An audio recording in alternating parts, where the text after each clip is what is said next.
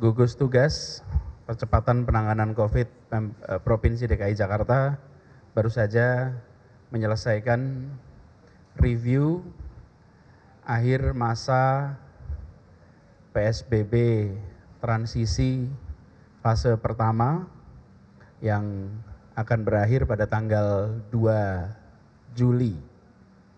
Dan dalam review tadi kita mendengarkan laporan situasi penularan COVID di DKI Jakarta.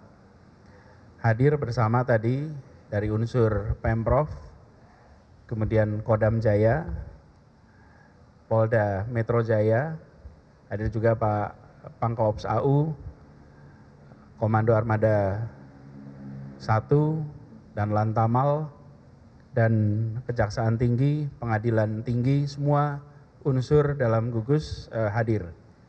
Lalu di dalam pembahasan tadi, di review kondisi di Jakarta, apa yang terjadi selama 1 bulan terakhir, di situ nampak bahwa secara umum masih perlu ada peningkatan kedisiplinan masyarakat di dalam 3 aspek penting. 1 adalah penggunaan masker, 2 adalah mencuci tangan secara rutin, yang ketiga adalah menjaga jarak. 3 ini perlu kita jaga dan tingkatkan. Lalu terkait dengan status di Jakarta sendiri, saya akan menunjukkan hasil pantauan yang dilakukan oleh Dinas Kesehatan di Jakarta. Bisa dilihat di sini, terlihat gambarnya ya. Lihat gambarnya bahwa ini adalah gambaran mapping kecepatan laju insiden rate di Jakarta yang secara umum situasinya relatif terkendali. Ada 1 kecamatan, 1 kelurahan yang di situ laju insiden rate-nya masih tinggi.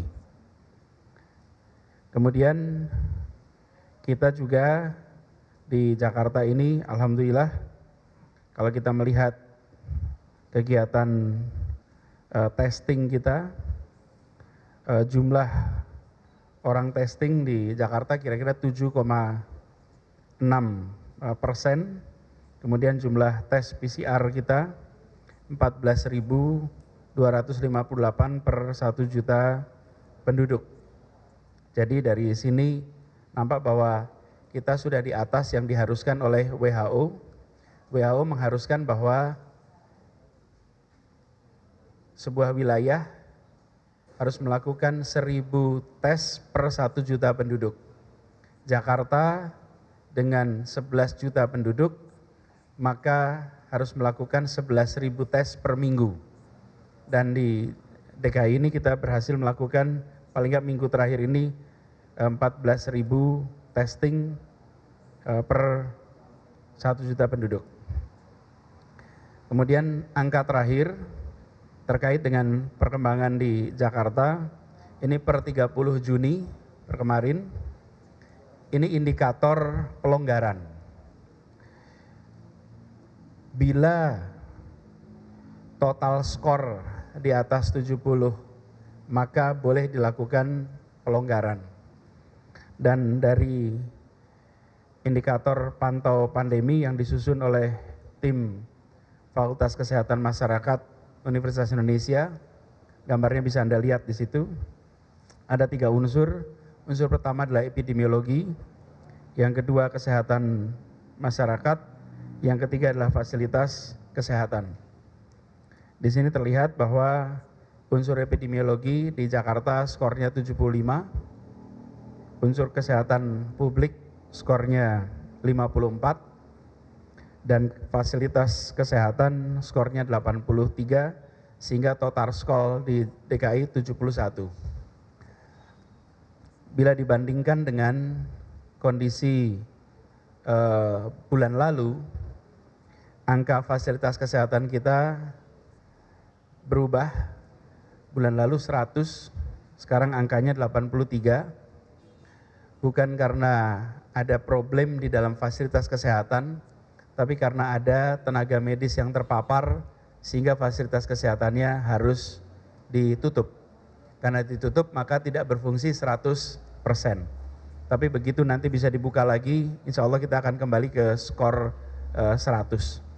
Nah, total skornya 71. Dengan total skor ini artinya status kita memang kita bisa melakukan pelonggaran, dan kesimpulan dalam rapat gugus tadi disimpulkan bahwa PSBB transisi, yang itu artinya semua kegiatan berlangsung masih dengan kapasitas 50%, akan diteruskan 14 hari ke depan.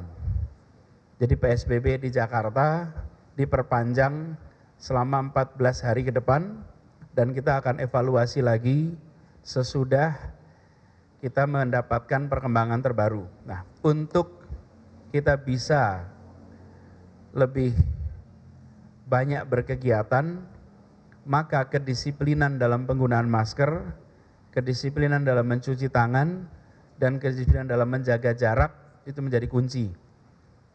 Lalu ada 2 area yang akan dilakukan peningkatan pengawasan. Dalam evaluasi selama 1 bulan ini, ada 2 area utama yang sering menjadi tempat penularan. Pertama adalah pasar.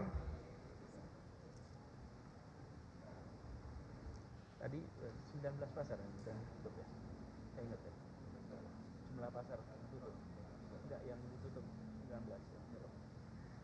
Tadi dalam catatan ada 19 pasar yang sempat ditutup dalam periode 1 bulan ini.